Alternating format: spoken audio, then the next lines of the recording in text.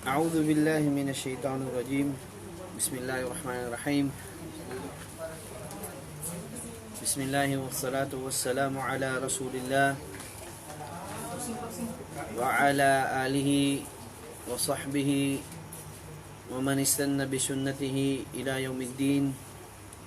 أما بعد، رب اشرح لي صدري ويسر لي أمري واحلل عقدة من لساني يفقهوا قولي.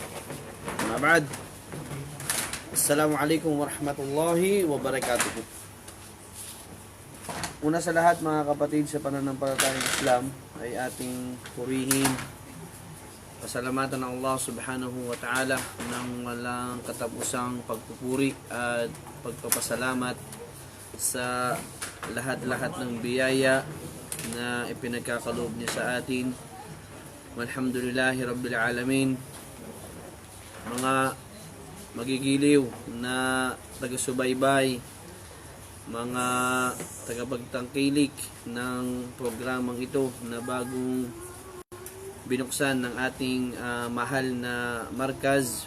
Walhamdulillah, sa pangunguna ng ating mahal na mudir. Alhamdulillah. At nawa ay hingi natin sa Allah subhanahu wa ta'ala na ito ay idagdag ni Allah subhanahu wa ta'ala sa timbangan ng ating mga mabubuting gawain. Amin ya Rabb. Alhamdulillah, sa gabing ito, ang ating tatalakayin ay isa sa pinakamagandang mawdu' o subject na dapat tinatalakay ng mga Muslim. At ito ay ang tafsir. Insyaallah, sa mga paglipas ng ating mga aralin ngayong gabi ay makukuha natin ano ba yung kahalagahan ng tafsir, ano ba ang kahulugan ng tafsir. Kasi minsan siguro yung salitang tafsir ay ang iba sa atin ay ngayon lamang itong narinig, o ang iba naman ay narinig niya ito palagi, subalit gusto niyang unawain yung kahulugan ng tafsir pero hindi niya nauunawaan. Subalit ngayong gabi, insyaallah, alhamdulillah, sa pagkakataong ibinigay sa atin ng Allah subhanahu wa ta'ala, ay mapag-aaralan natin ang araling tafsir, walhamdulillah. At mga kapatid, bago natin ito simulan, syempre ay pinakanararapat ay lagi nating hihingiin o lagi nating ilalagay sa ating puso't isipan na ang gagawin natin ito ay dapat may laging kasamang ikhlas o pagiging taos sa puso ng ating gawain na ito, insyaallah subhanahu wa ta'ala. Mga kapatid, bismillah, at talagang umpisahan na natin ang aralin na ito at hingin natin sa Allah subhanahu wa ta'ala na maibigay natin yung pinaka sapat na kaalaman at nararapat na kaalaman na patungkol sa usaping ito, dahil sa totoo lamang hindi ito madali at ako ay kinakabahan din sa topic na ito. Alhamdulillah, insyaallah ay hingin natin sa Allah subhanahu wa ta'ala ang tawfiq at sadad, dahil siya lamang ang nagbibigay ng lahat ng yan. Amin. Insyaallah, at first time ko rin gumamit ng mga ganitong technology, mashallah, ay ano ba ang kahulugan ng tafsir? Ano ang kahulugan ng salitang tafsir, mga kapatid? Ibig sabihin, ng pag-aaralan muna natin, tatalakay natin ay ang ta'rif o kahulugan ng salitang tafsir. Ang tafsir ay taf'il ng mula sa salitang fasar. Al-fasru, ang ibig sabihin niya ay ang al-bayan wal-kashf. Ibig sabihin ng bayan, mga kapatid, al-bayan wal-kashfu. Ibig sabihin ng bayan ay literally ay yung papaliwanag o paglilinaw. At ang al-kashfu naman halos pinakamalapit nitong kahulugan ay yung parang tutuklasin mo yung kahulugan ng isang bagay. At meron din nagsabi na ibang ulama, ang literal na kahulugan ng tafsir ay mula sa salitang safar. At sinasabi na as-safar ay yung tulad ng sinabi ng Allah subhanahu wa ta'ala sa suratul Muddathir, was-subhi idha asfar. Was-subhi idha asfar. Ano ibig sabihin ng asfar doon, mga kapatid? Ang ibig sabihin ng asfar ay yung kapag liwanag.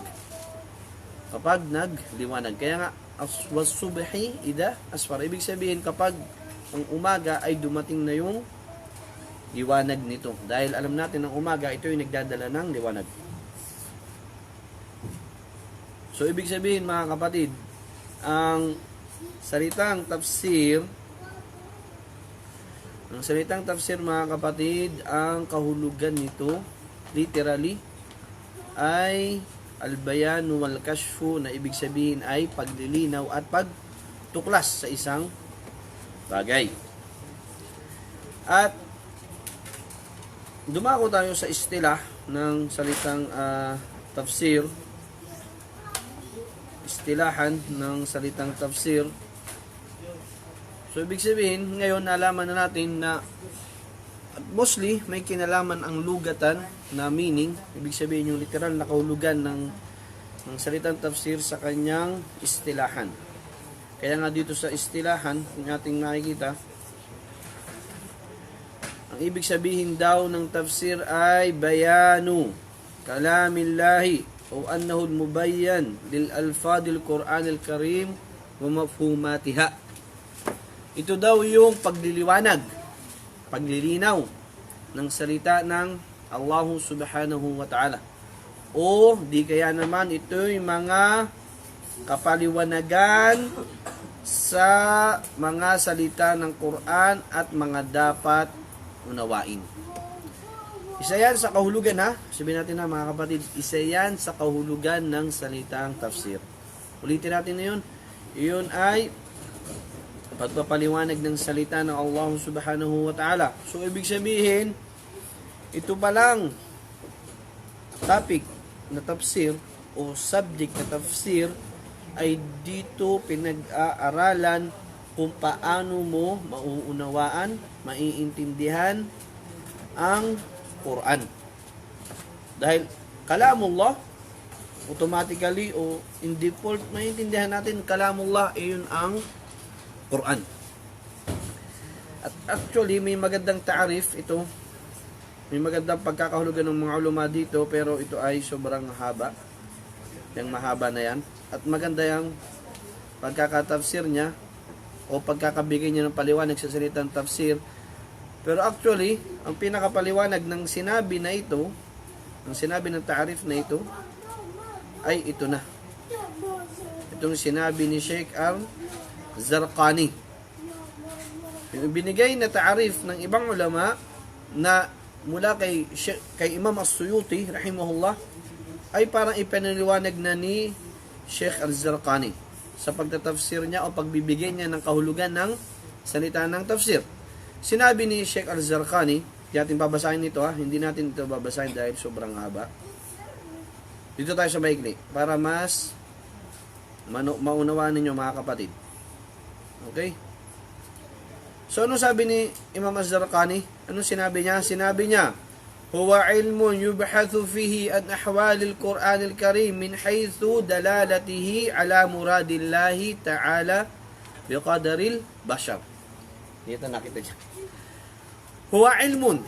Ibig sabihin daw, ang tafsir ay ito daw ay kaalaman na kung saan yubhathu, dito hahanapin, dito pag-aaralan ang mga sitwasyon ng mga aya ng Quranul Karim. Ibig sabihin, dito pinag-aaralan daw kung paano mo uunawain ang Quran. Bakit natin sinabi na itong sinabi ni Imam Az-Zarqani dito sa baba ay ito yung halos sinabi ni Imam As-Suyuti? Dahil iyon naman yun. Ahwalul Quranul Karim, yung mga sitwasyon ng Quran, mga kapatid sa pananampalataya, ay doon napapaloob yung asbabun nuzul, yung kadahilanan kung bakit ibinaba yung aya, yung mga history na nakapaloob sa Quran, at yung mga aya na muhkam, ibig sabihin patuloy na isinasabuhay ng mga Muslim, at merong uri ng mga aya na kung saan ay inalis na yung hukom noon at dumating yung isang aya. So yun yung iba't ibang sitwasyon ng Quranul Karim. So ito yung sinabi ni, kaya nga itong sinabi ni Sheikh Al-Zarqani rahimahullah ta'ala ay on point. On point siya sa sinabi ni Imam As-Suyuti na ang tafsir daw ay ito'y uri ng kaalaman na kung saan doon mo pag-aaralan ang iba't ibang sitwasyon ng Quran. Ibig sabihin ng mga aya na ito na kung saan paano mo makukunan ng aral ang Quran, yung dalala niya o yung aral na makukuha mo dun sa aya, na kung saan, ito yung pinakamagandang sinabi, ala muradillahi ta'ala. Ala muradillahi ta'ala. Yung tafsir ay kung gusto mong unawain siya, gusto mo siyang ipaliwanag, ay dapat naaayon pa rin sa kagustuhan ni Allah subhanahu wa ta'ala. Ala muradillahi ta'ala. Dahil may mga tao na yung pagtafsir nila sa aya ay sunod sa kanilang pagnanais. Halimbawa, yung tafsir ng mga Shia sa sinabi ni Allah subhanahu wa ta'ala na inna Allaha ya'murukum an tadbahu baqarah. Katunayan, ang ibig sabihin ng aya na yun, mga kapatid, inna Allaha ya'murukum an tadbahu baqarah. Sinabi sa Banu Israel. Katunayan, Allah ta'ala ay inuutusan kayong magkatay ng baka. At ayun naman yung tamang tafsir doon. Inuutusan ng Allah subhanahu wa ta'ala ang Banu Israel na magkatay ng baka. Pero ang tafsir ng mga Shia ay katunayan, inuutusan kayo ni Allah subhanahu wa ta'ala na katayin nyo si Aisha. Allahul musta'an. Ang kanilang tafsir sa Baqarah ay si Aisha daw, ang ating ina, radiyallahu anha, awal iyadu billah. So, ibig sabihin yung tafsir nila ay hindi, hindi siya ala muradillah. Hindi siya sunod sa kung ano ang nais ng Allahu subhanahu wa ta'ala. Kaya sinabi niya, biqadril bashariyah. Sa abot ng kakayahan ng nilalang. At ang way ng pagtafsir, mga kapatid, ay maraming kaparaanan din. Walhamdulillah. At nandyan ang mga ulama na talagang ito yung talagang espesyal nila sa kanilang pag-aaral, na kung saan alam nila na ang aya na ito ay hindi na ginagamit sa ngayon dahil may dumating na naaya na pumalit doon, pero nababasa pa rin yung aya na yun. May mga ganong klase ng aya, mga kapatid. So ano ba yung pinaka-pinag-aaralan sa tafsir, mga kapatid? Mawdu'uhu kalamullahi azza wa jal, ay salita ng Allahu subhanahu wa ta'ala.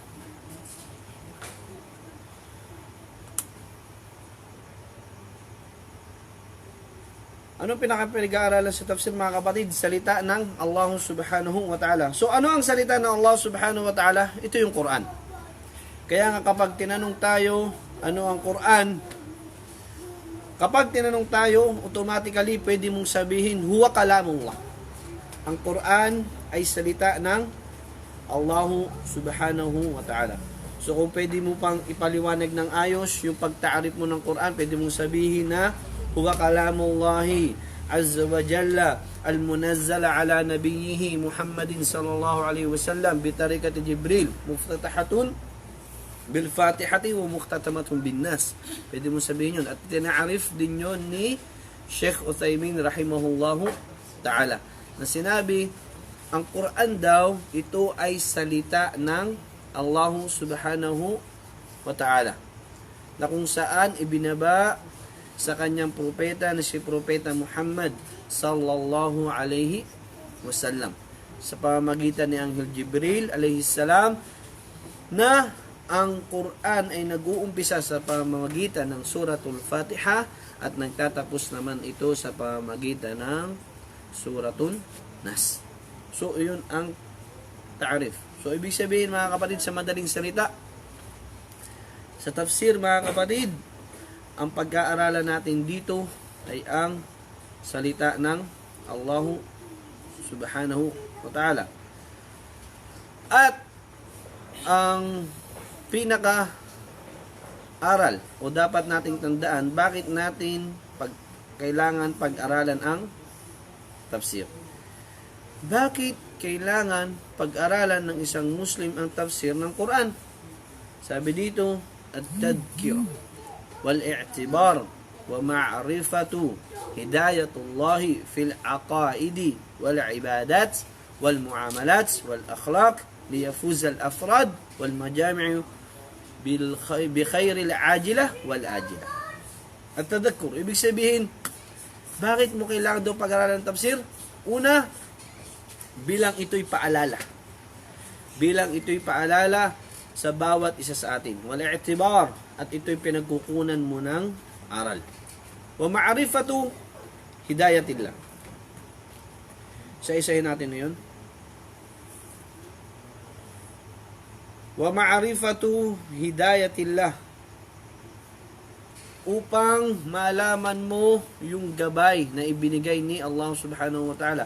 Dahil alam naman natin, ang gabay o ang turo ng Allah subhanahu wa ta'ala ay sa dalawang bagay niya ipinapadala sa atin. Una sa Quran at sa pangalawa sa pamamagitan ng hadith. At ang hadith, mashallah, ayun ay kahapon ay tinalakay ni Ustaz Midbar. Hidayatullah, upang malaman daw ang gabay ni Allah subhanahu wa ta'ala patungkol saan? Patungkol sa pamamagitan ng aqaid, ng akida. So, ano ba yung tamang akida na dapat mayroon ang tao? So, doon nyo nabanggit sa Quran. Anong sinabi ni Allah subhanahu wa ta'ala? Anong ayah, Abdurrahman? Na patungkol na malalaman mo na patungkol sa akida? Na alam mong ayah? وَمَا خَلَقْتُ الْجِنَّ وَالْإِنسَ إِلَّا لِيَعْبُدُونَ. At alam natin ang ayah na yan. وَمَا خَلَقْتُ الْجِنَّ وَالْإِنسَ إِلَّا لِيَعْبُدُونَ. Patungkol sa akida. At hindi ko nilikha ang mga jin at ang mga tao liban na lamang na sila ay sumamba sa akin. Wal ibadat, Abdurrahman. Wal ibadat wa aqimus salah wa atuz zakah walillahil wal ibadat. So ibadat, may mga ayat sa Quran na kung saan inuutusan tayo ni Allah subhanahu wa ta'ala na gawin ang ibadah na iyon. Sinabi ni Allah, wa aqimus salah wa atuz zakah, ay gawin nyo, itayo nyo ang pagdarasal at ibigay nyo ang inyong obligadong tamang gawa. Wal muamalat,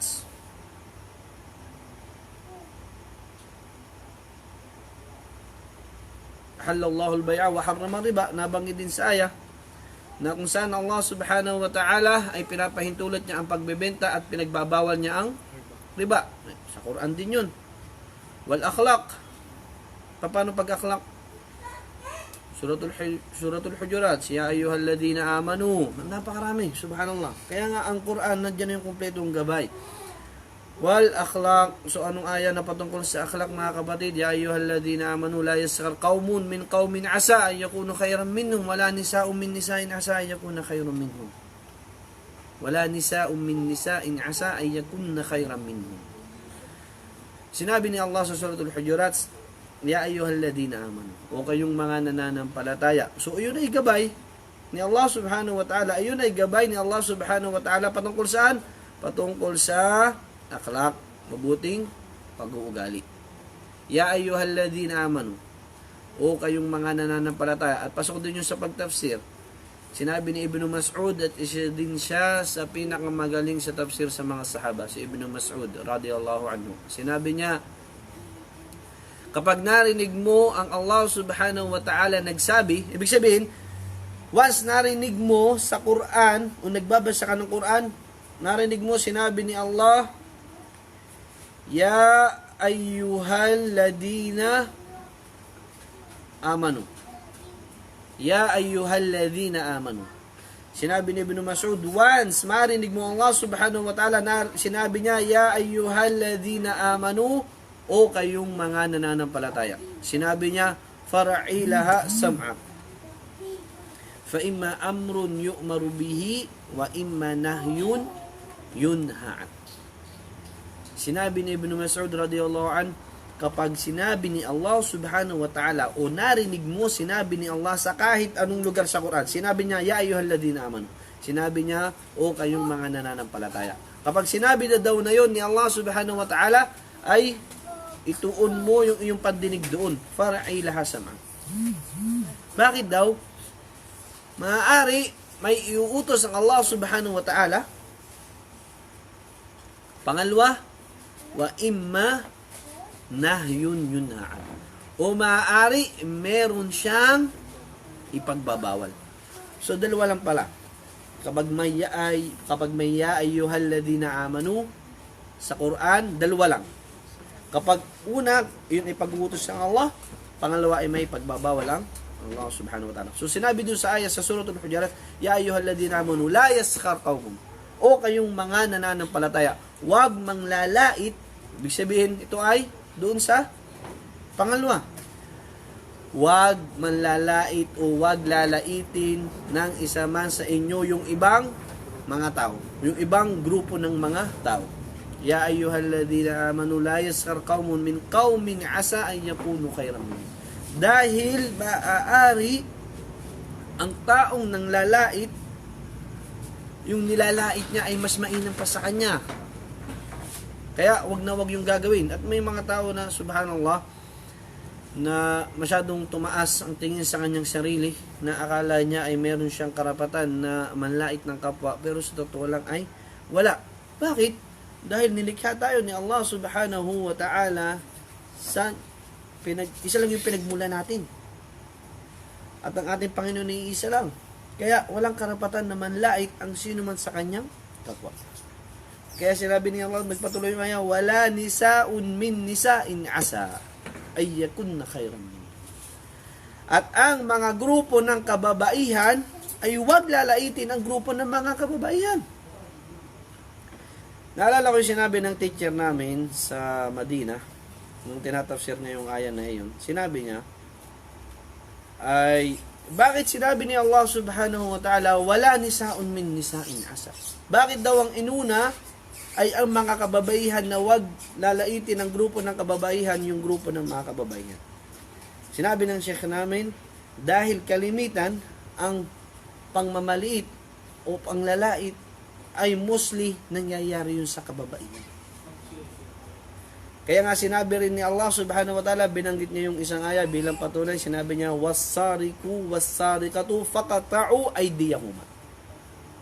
At yung magnanakaw na lalaki at magnanakaw na babae ay putulin yung kanilang kamay.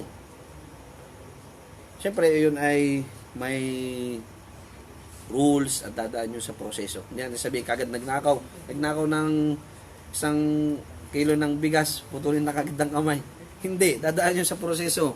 May tinatawag yun na had, may tinatawag na limitasyon. Okay, ang aral doon, sinabi ng Sheikh namin, sinabi niya, ang aral doon, bakit was-sariqu? Bakit inuna yung pangalan ng lalaki na magnanakaw? Kasi mostly, sa isang pamilya, ang nagtataguyod ay ang lalaki. Kaya, yung pinaka nalalagay sa panganib na magnakaw ay ang lalaki. Kaya, ganun yung aral na makukuha doon na.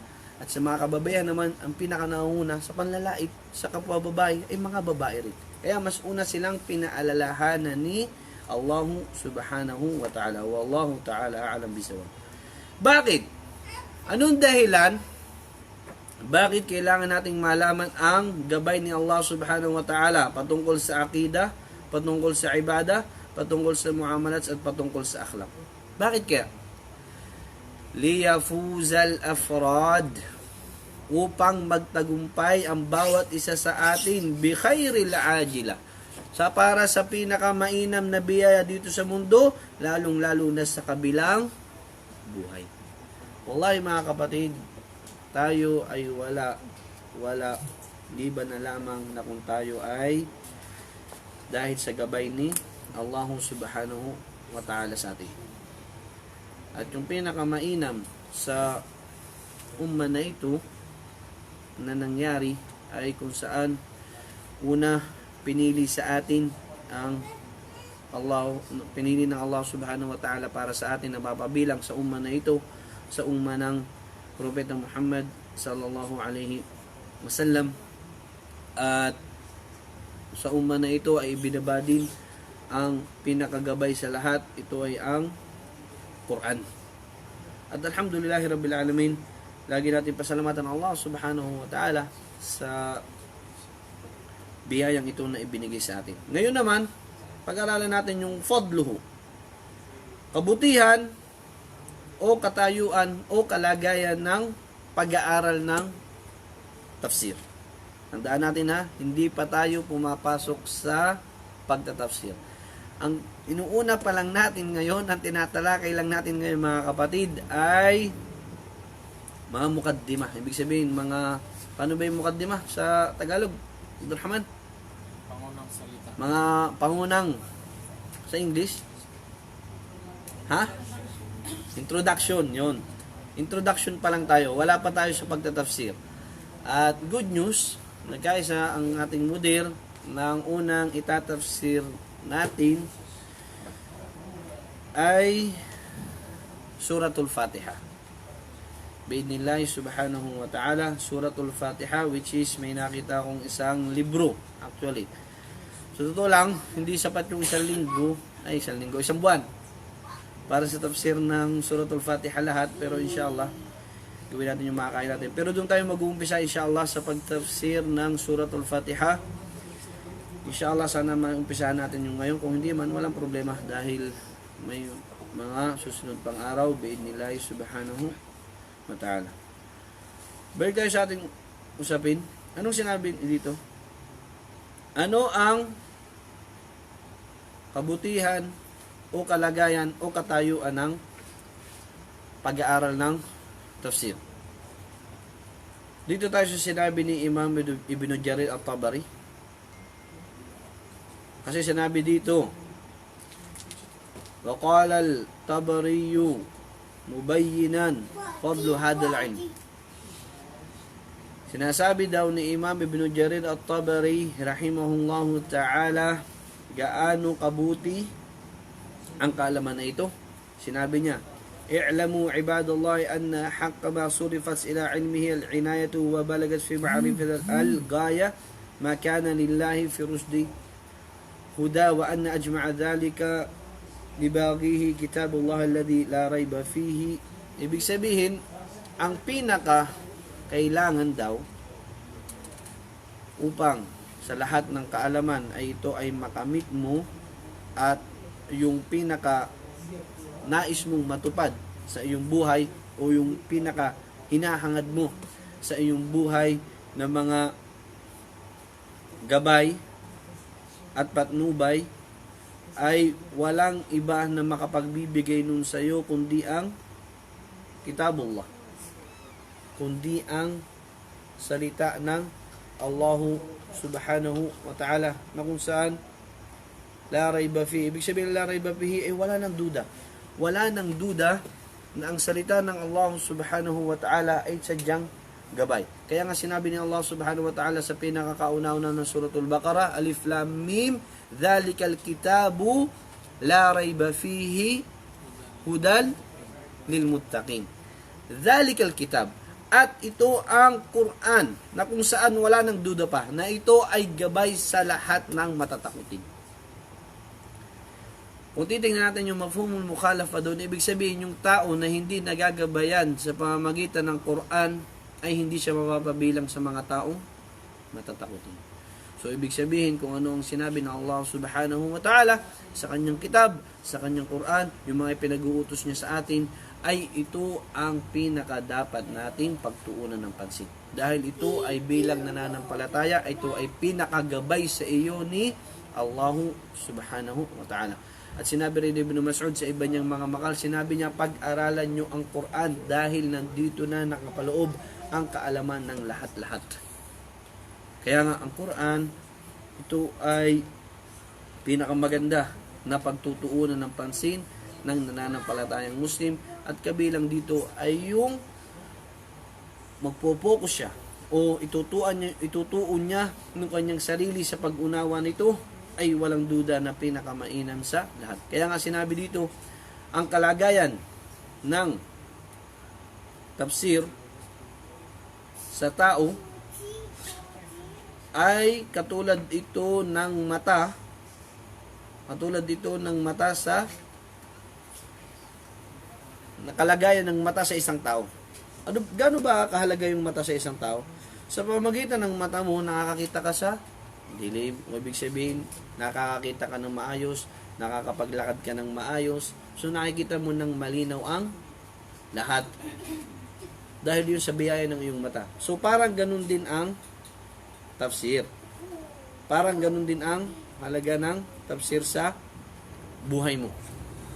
Na kung saan ay magiging malinaw ang iyong kinakailangan sa buhay mo na gabay sa pamagitan ng Quran, sa pamagitan ng pag-unawa sa Quran. Dahil tandaan mo mga kapatid, kapag hindi mo nauunawaan ang salita ni Allah subhanahu wa ta'ala, ay paano mo mararamdaman yung mensahe na nakapaloob doon. Kaya nga yung alam niyo yung pinakamagandang feeling, ibig sabihin yung pinakamagandang maramdaman ng nananampalataya, ay yung binabasa ng imam, yung Quran, sa sala, at di naman natin kailangan mong maunawaan 100%.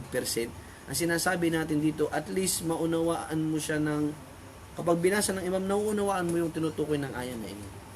Ayun yung masarap na pakiramdam sa lahat. At inshallah, lahat tayo ay aabot sa ganoong sandali na once binasa ng imam, lalo sa tarawih, lalo na ngayon, inshallah, malapit na ang Ramadan.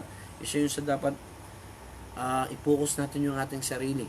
Halimbawa, wala kang ibang ginagawa, alhamdulillah, wala masyadong klase dito sa markaz, ay ituon mo yung sarili mo, nababasahin mo yung tafsir ng Quran. Para kapag narinig mo yung ayan na iyon, ay ito yung nabasa ko kanina. Ang tinutukoy doon ni Allah subhanahu wa ta'ala ay ganito. Ganyan.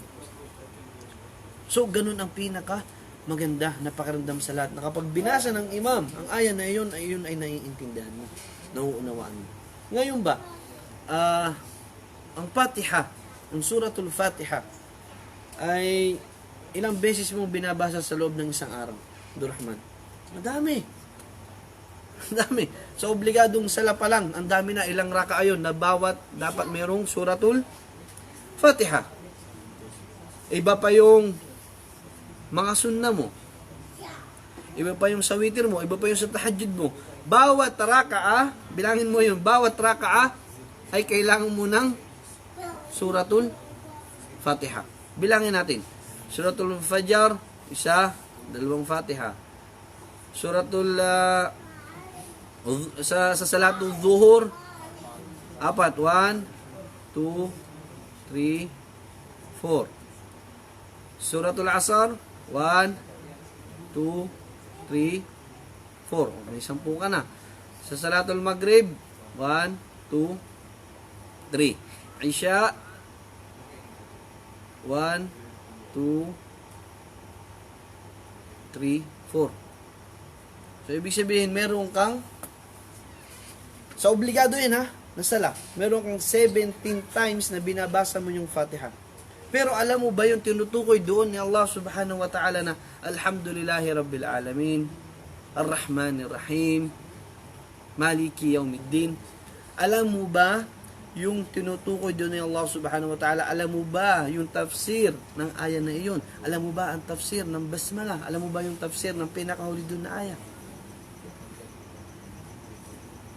Dapat, sa totoo lang, kapag medyo tumagal ka na sa Islam, at medyo hindi mo pa rin alam yung kahulugan ng sinabi ni Allah doon sa hulihan na gayril magdubi alayhim waladdallin. Hanggang ngayon matagal ka na sa Islam pero hindi mo pa rin alam anong tafsir noon. Mahirap iyon. Ibig sabihin hindi ka nagpo-focus sa pag-unawa ng Suratul Fatiha.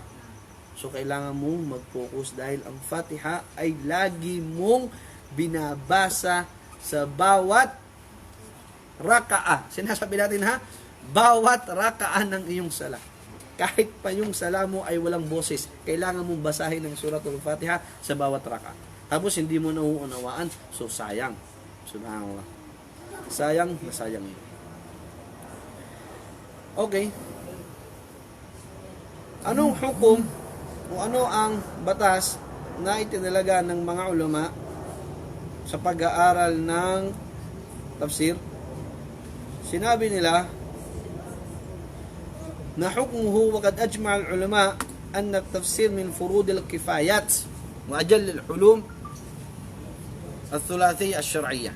Sinabi niya ang pinaka hukum, ang pinaka batas ng pag-aaral ng Suratul Fatiha ay ng tafsir, pag-aaral ng tafsir, ito ay nagkaisa ang mga ulama na ito ay fardu kifaya. Ano ibig sabihin ng fardul kifaya?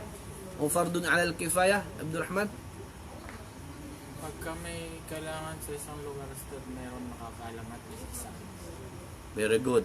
Ibig sabihin, ito'y obligado na pwede nasasapat na sa iilan. Kapag sinabing pinakaiba ng fardu ain sa fardu kifaya, ang fardu ain ay obligadong individual. Bawat isa dapat alam iyon. Tulad ng sala. Very good. So, kifaya, ibig sabihin, kapag at least meron sa isang lugar na yun ay may nakakaalam ng patungkol sa kaalaman na yun, ay sapat na yun. Tulad nitong kaalaman sa tafsir. At least meron sa isang lugar ng mga tao ay nakakaalam yung pinag-aaralan ang kaalaman ng tafsir. Siya na, page 2. Okay. So ito inshallah ay maikli lamang, inshallah ay talakayin natin ng mabilisan inshallah. Ay nash'atu ilmi tafsir wa tatawwurihi. At inshallah dito na matatapos yung introduction natin patungkol sa kaalaman ng tafsir bi'inillahi subhanahu wa ta'ala. Nash'atu ilmi tafsir wa tatawwurihi. Paano daw nag-umpisa yung ilmu tafsir? Sinabi dito, kana tafsir في زمن الصحابة والتابعين يروى ويحفظ في الصدور ثم بعد عصر الصحابة والتابعين ضمن الأحاديث الشريف متضمنا للتفسير. Sabi daw, ang tafsir sa unang panahon ng mga ano? Panahon ng mga sahaba at ng mga sumunod sa kanila, ng mga tabi'in. Na kung saan yurwa wa yuhfad, na iulat iyon at na-memorize nila iyon sa pamagitan ng kanilang mga puso. Ibig sabihin, by heart, yung pag sa ulo, that time. Wa kana min man dawwanahu, pero nung panahon na medyo naisusulat na rin ang kaalaman patungkol sa hadith o nainanarit na yung mga hadith, ay naisusulat na din daw noon kasama ang tafsir. So, ibig sabihin, nag-umpisa yung unang pagre-record ng kaalaman ng tafsir ay nung nag-umpisa na rin naisusulat yung mga hadith ng Propeta Muhammad sallallahu alaihi wasallam. Na kung saan daw, wa kana min man dawwanahu, ibig sabihin, kabilang daw sa nagsulat ng hadith at nung kaalaman sa tafsir ay si Sufyan bin Uyayna wa Waqi' bin Jarrah. Ibig sabihin, ito yung mga tao na nauna sa pagsusulat ng hadith at nauna rin sa pagsusulat ng tafsir. ثم في أواخر إحدى الأمويين بداية أحد الأباسيين وضع التفسير لكل آية من القرآن الكريم على حسب ترتيب المصحف. Okay. Subalit, sa huling panahon daw ng mga pamumuno ng mga Umayya, sino nakalam itong Umayya? Okay. Paliwanag natin yun ng konti, ha? Ang stages ng history ng Islam ay ganito. Una, sa time ni Propeta Muhammad sallallahu alaihi wasallam. Okay? Sumunod ay, anong sumunod after ng Propeta Muhammad sallallahu alaihi wasallam? Ha? Umar? Abu Bakar Ustad. Si Abu Bakar, si Umar, Man. si Ali bin Abi Talib at si Uthman. Si Umar bin Affan at si Ali. Anong tawag sa time nila? Ashru Khulafa'ur Rashidin. Ibig sabihin, nung Propeta Muhammad sallallahu alaihi wasallam, ito yung panahon ng Propeta Muhammad sallallahu alaihi wasallam. Tapos, Ashru Khulafa'ur Rashidin. So, pagkatapos ng Khulafa'ur Rashidin, ano na? Ito na yung pamumuno ng mga Umayya. So, ilang taon na nakalipas na ang pinaka-Muslim na muno sa mga Muslim noon ay mula sa pamilya ng mga Umayyi. At after noon ay sa mga Abbasi. Kaya nga, yung ahad, ibig sabihin, panahon ng mga Umayyin. Ibig sabihin, panahon na ang mga namumuno ay mula sa descendants ni Muawiyah, ni Abu Sufyan. Na kung saan ang anak niya ay si Muawiyah. Na si Muawiyah radiyallahu anhu ay siya ang pinakaunang naging pinuno sa Ahdil Umayyin. At after ng Ahdul Umayyin ay sumunod ang panahon ng mga Abbasiyin. Anong sinabi dito? Kaya nga daw nung dumating na yung history ng mga Umayyin sa halos pinakahuli na at nag-uumpisa ng pumasok ang panahon ng Abbasiyin, ay doon na nagkaroon ng pagtatafsir sa bawat aya ng Quran na ayon sa pagkakasunod-sunod ng aya sa mga mushaf. So, ibig sabihin, hindi bago din. Ibig sabihin, sa mga naunang panahon ay nandoon pa rin yung inaya ng mga ulama, ng mga khulafa na maisulat ang kaalaman ng tafsir. Kaya nga sinabi dito, matamma dhalika ala aidi ta'ifatin minal ulama. Ala aidi ta'ifatin minal ulama. Minhum Ibn Majah. Sino si Ibn Majah? Hadisin. Sa mga muhaddith. Subhanallah. Si Imam Ibn Jarir at-Tabari. Si Imam Ibn Jarir at-Tabari, yung nagawa niya na tafsir para sa Quran, subhanallah, ay halos yun yung sinundan ng mga sumusunod na mga ulama sa kanila. At doon din halos kumuha ng mga kaalaman si Imam Ibn Kathir, na kung saan yung pinaka-reliable halos na ginagamit ng karamihan at kahit sa Islamic University sa Madina, ay ang pinaka-mudhakkira o mukarrar na ginagamit sa tafsir ay yung tafsir Ibn Kathir. Na kung saan si Ibn Kathir ay kumuha ng kaalaman kay Imam Ibn Jarir at-Tabari. So pinakamaganda rin na tafsir na kitab patungkol sa tafsir ay ang tafsir ni Imam Ibn Jarir at-Tabari. At sinabi naman dito, wa fil asri al-Abbasi duwin at-tafsir bil-ra'yi wa ma'a at-tafsir bil-ma'thur. Ibig sabihin ay sa panahon ng Abbasi ay doon na naisulat din yung tafsir sa pamamagitan ng opinyon na merong kasama siyempre na dapat may salita ng Propeta Muhammad at salita ng Propeta Muhammad sallallahu alaihi wasallam at salita ng mga sahaba. Ang tanong dito, sinabi dito, awalu man dawwanahu. Sino ba talaga daw yung tao na kauna-unahang nagsulat ng patungkol sa kaalaman ng tafsir?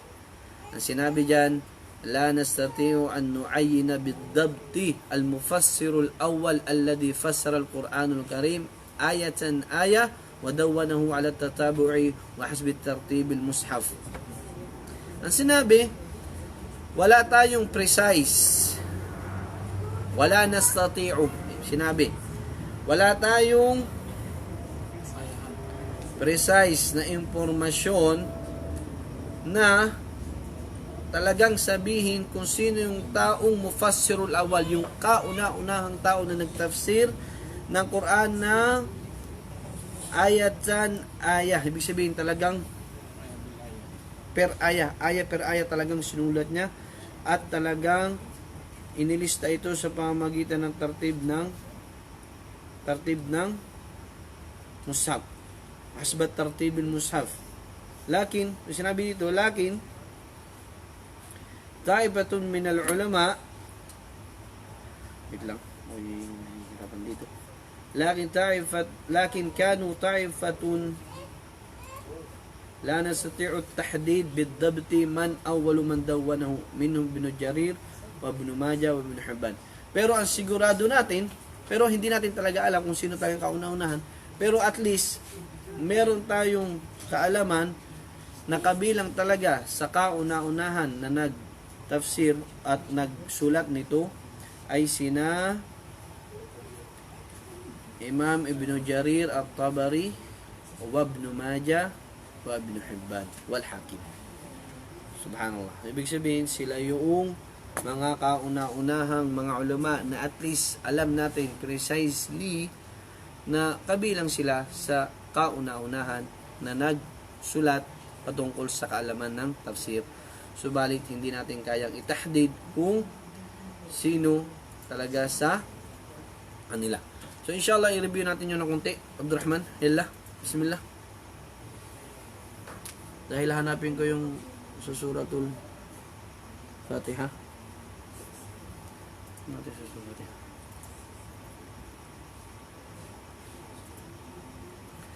Abdurrahman, review nga. Konti. May oras pa tayo. Meron pa tayong 10 minuto. Nasaan? Makita.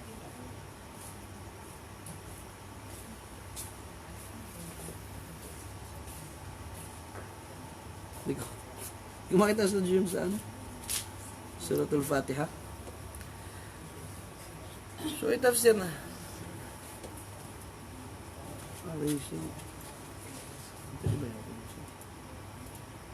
Masih di bawah sa ibaba. Plus. Wala sa dyan. Wala doon sa ibaba. Saan yung page ko? Dito sa tapos na po yun. Bago na itong bubuksan. Pero naisip ko na rin siya. Saan mo nasave? Sa desktop. So inshallah, review mo natin para hindi masayang yung oras. So natalakay natin ngayong gabi, walhamdulillah, ay tafsir lugatan, anong kahulugan ng tafsir. Kahulugan ng tafsir, kauna-unahan ay literally ay paglilinaw, pagpapaliwanag, pwede rin pagtuklas, al-kashfu, pwede rin yun. At yung pinaka magandang paliwanag istilahan ay ito yung uri ng kaalaman na kung saan dito pag-aaralan paano uunawain ang salita ng Allahu subhanahu wa ta'ala. At alhamdulillah, ay nandito na yung ating inshallah, bago natin tapos ito, at least makakuha tayo ng ilan sa impormasyon na mahalaga patungkol sa suratul Fatiha.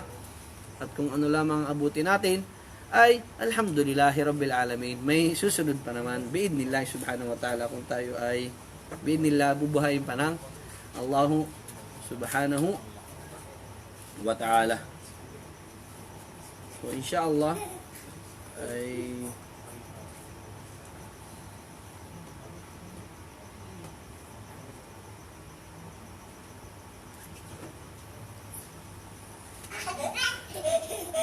so tayo sa unang page, inshallah, ay talakayin natin una sa lahat yung Asma'us Suratul Fatiha. Ilan lang sa mga Muslim o ilan sa mga kapatiran na hindi niya nalalaman na ang Suratul Fatiha ay may iba't ibang pangalan. At bilang mga nananampalataya na laging binabasa ang Suratul Fatiha, dapat lang malaman natin na marami palang pangalan ang sura na ito. Kaya nga, sinabi din ng mga ilang ulama, ta'addudul asma, ang yung yadullu ala idamil musamma. Kapag yung isang bagay ay marami kang naibabansag dito, marami itong pangalan, nangangahulog yan yun, yung pinapangalanan na yun ay tadyang dakila. Ta'addudul asma, yadullu ala idamil musamma. Ang unang pangalan ng Suratul Fatiha, pakibasa Abdurrahman. Fatihatul Kitabi. Sige nga, translate mo. Pagbubukas ng Kitab. Pagbubukas ng kitab. Okay. Pwede natin sabihin pambungad. Di ba? Pambungad ng kitab. So, walang duda kung bakit ito tinawag na pambungad ng kitab. Dahil ito ay kauna-unahan na kapag binuksan mo ang mushaf, ay ang unang bubungad sa iyo ay ang Suratul Fatiha. Pangalawang pangalan ng Suratul Fatiha ay siya ay Ummul Quran. Siya ay anong Ummul Quran? Mother of Quran. Parang sabi din nanay na siya. Siya yung pinakananay doon sa Quran. So mashallah, isa rin sa pangalan ng Suratul Fatiha ay Ummul Quran. Tandaan niyo mabuti mga kapatid. Yan ay kaalaman na hindi bago pero dapat nating tandaang mabuti. Pangatlo, na pangalan ng Suratul Fatiha ay Ummul Kitab. Madadali, kaya dapat alalahanin natin. Fatihatul Kitab, Ummul Quran, Ummul Kitab. Siguro yung mga nakaupo dito, bago sila umalis, tatanungin natin sila, ay siguro alam na nila. Masya Allah. Pang-apat, Sab'ul Mathani.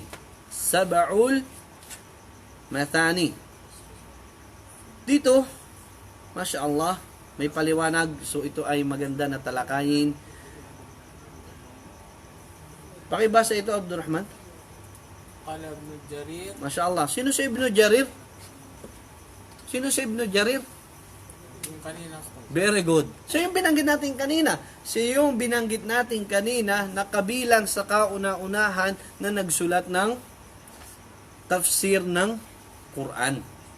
Sinabi niya, Summiyat Fatihat al-Kitab liannaha yuftatahu bikitabatiha al-masahif wa yuqra'u biha fi salawat. Fahiya fawatihu lima yataluha min suwar al-Quran fi al-kitabati wal-qira'ah. Tama naman, Masya Allah. Sinabi niya, bakit daw tinawag na Fatihatul Kitab? Sinabi ni Ibn Jarir Tabari rahimahullah, sinabi niya, Sumiyat Fatihatul Kitab, tinawag siyang Fatihatul Kitab dahil sa pamagitan nito ay ito ay pambungad o binubuksan ang pagsusulat ng mushaf sa kanya. So lahat naman ng mushaf, pagbubuksan mo, anong pinaka nasa unahan niya? Ay ang Suratul Fatiha. Wa yuqra'u biha fi salawat, at binabasa rin ito sa bawat pagdarasal. Tulad ng sinabi ko kanina, bawat rak'a mo sa iyong sala ay magbabasa ka ng Suratul Fatiha. Kaya nga sinabi, nagpatuloy ang imam sa tafsir, sinabi niya, kaya ito ay pambungad sa kung sino man nagbabasa ng Quran, at kung sino man ang magsusulat ng mushaf ay pambungad naman siya sa pagsusulat at pagbabasa. At nagpatuloy ang paliwanag. Bakit naman daw tinawag na Ummul Quran? Bakit naman daw tinawag na Ummul Quran ang Quran? Itakadduhimiha ala sa'iri suwaril Quran wa gayriha. Wa ta'akhuri ma siwaha khalfaha fil qira'ati wal kitabah. Dahil sa pagbabasa daw, ang unang mong babasahin ay ang sa Quran, ang unang mong babasahin ay ang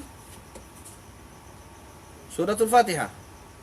At after na ng mga sura sa kanya ay malilit na sa kanya. Ibig sabihin, after ng Suratul Fatiha, ang babasahin mo yung sura after niya ay malilit na sa kanya. So, kaya tinawag siya na Ummul Quran.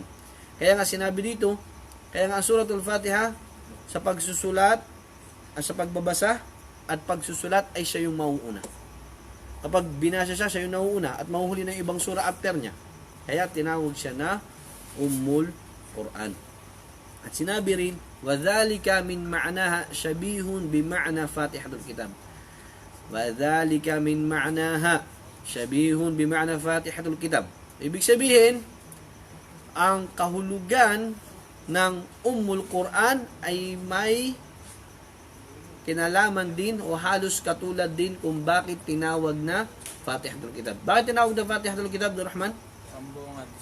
Pambungad dahil Dito nagsisimula. pag binukulat mo ang mushaf, dito nag-uumpisa. At kapag sa sala din, ay dito rin nag-uumpisa ang sala. Wa innama qila laha likawniha kadhalika Ummul Quran litasmiyatil Arab kullu jami'in amra o muqaddimatul lil amr. Masya Allah. At dahil daw tinawag din ng mga Arab na kung saan kapag umpisa yung siya ng isang bagay ay doon na yung mo siya parang tatawagin. Yun yung pinakamagiging origin niya. At susunod na sa kanya yung iba pang mga ayah. At sa tafsir yun ni Imam Ibn Jarir at Tabari pa rin, Masya Allah. At tinawag din siyang Ummul Kitab, yung pangatlong pangalan ay sinabi Imam Bukhari, sumiyat Ummul Kitab liannahu yabda'u bi kitabiha fil mushaf wa yubda'u bi qira'atiha fis salah, tulad ng Fatihatul Kitab. Tinawag din siyang Ummul Kitab, sinabi ni Imam Bukhari rahimahullah dahil sinusulat siya sa umpisa ng mga masahif at kapag mag-uumpisa ka ng sala mo ay ito rin ang una mong babasahin. Okay. Bakit naman daw siya tinawag na Sab'ul Al-Mathani? So, ipinaniwanag din natin mga ulama. Walhamdulillah, nandito ang mga ulama. Hindi tayo mahirap mag-research pa. Qala Ibn Jarir, amma ta'awilu ismuha anna sab'u fa innaha sab'u ayat. Tinawag siyang sab'u. Anong ibig sabihin ng sab'ah? Abdul Rahman? Pito. 7. Fa innaha sab'u ayat. Dahil ang suratul Fatiha ay may 7 ayat. الاختلاف بين الجميع من القراء والعلماء في ذلك وأما وصف النبي صلى الله عليه وسلم آياتها السبع بأنها مثان فلأنها تثنى قراءتها في كل صلاة التطوع.